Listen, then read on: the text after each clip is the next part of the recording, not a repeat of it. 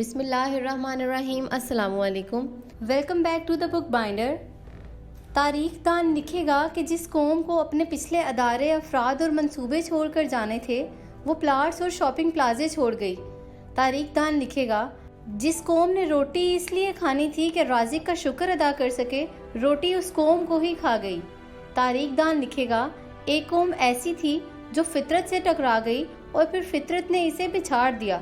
اور شاید تاریخ دان یہ بھی لکھے گا کہ جس اسلام کے نام پر ملک لیا، اسی اسلام کو اس ملک میں سب سے زیادہ نظر انداز کیا گیا۔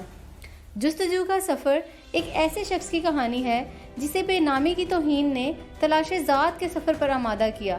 ناول کا کردار عبداللہ، جو ہم وقت ہر چیز پر سوال اٹھاتا ہے اور اکثر ان کے جواب بھی مہیا کرتا ہے۔ دراصل یہ کتاب چند سوالوں سے شروع ہوتی ہے اور چند سوالوں پر ہی ختم ہوتی ہے۔ اس کتاب کا ہر لفظ، ہر نظر، ہر ورق، ہر باب ایک سوال پیش کرتا ہے، اور یہ تمام سوال مل کر انسان اور انسانی زندگی کا احاطہ کرتے ہیں۔ آج سے 2.5 سال پہلے ایک محل میں سدھارتھ نامی شہزادہ جنم لیتا ہے۔ وہ بہت سی چیزوں پر سوال اٹھاتا ہے، اور ہزاروں سال بعد ایک بچہ جبر کے ماحول میں پیدا ہوتا ہے اور وہ بھی ہر بات پر سوال کرتا ہے۔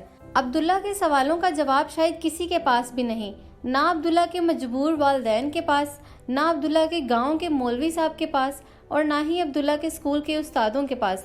پھر بھی عبداللہ سوال پوچھتا ہے، اس بات سے بے نیاز ہو کر کہ ان کا جواب اس کو ملتا ہے یا نہیں۔ عبداللہ کو اس دنیا نے بہت دکھ دیے، گھر، گاؤں، اسکول، کالج، مدرسہ، مسجد، ہر جگہ سے اسے دھتکارا گیا، لیکن یہ سب تو اس کی تربیت کے لیے تھے۔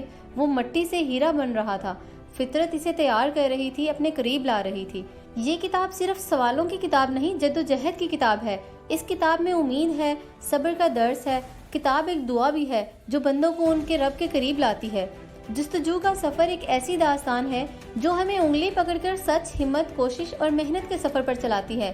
یہ کہانی ہے ایک ایسے مسافر کی جس کے راہگیر اپنی سمت بار بار تبدیل کرتے ہیں۔ یہ قصہ ایک ایسے کردار کا ہے جس کا مقصد صرف خواہشوں کا حصول رہ گیا ہے۔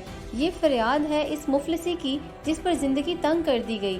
یہ دیوانگی ہے ایک دیوانے کی جو کہ اس کو اپنے رب کے قریب لے گئی۔ یہ دہائی ہے ایک عبداللہ کی جسے سب کچھ مل گیا سوائے اپنے رب کے۔ دراصل یہ کتاب ہر شخص کو پڑھنی چاہیے جو یہ جاننا چاہتا ہے کہ وہ کون ہے، اس کی زندگی کا مقصد کیا ہے، وہ کیوں پیدا ہوا اور آخر ایک دن اس نے کیوں مر جانا ہے۔ اگر آپ کی زندگی میں بھی بہت سارے کیوں ہیں تو آپ کو یہ کتاب ضرور پڑھنی چاہیے۔ آج کی ویڈیو کے لیے بس اتنا ہی۔ اگلی ویڈیو تک اپنا خیال رکھیے گا۔ تھینک یو، اللہ حافظ۔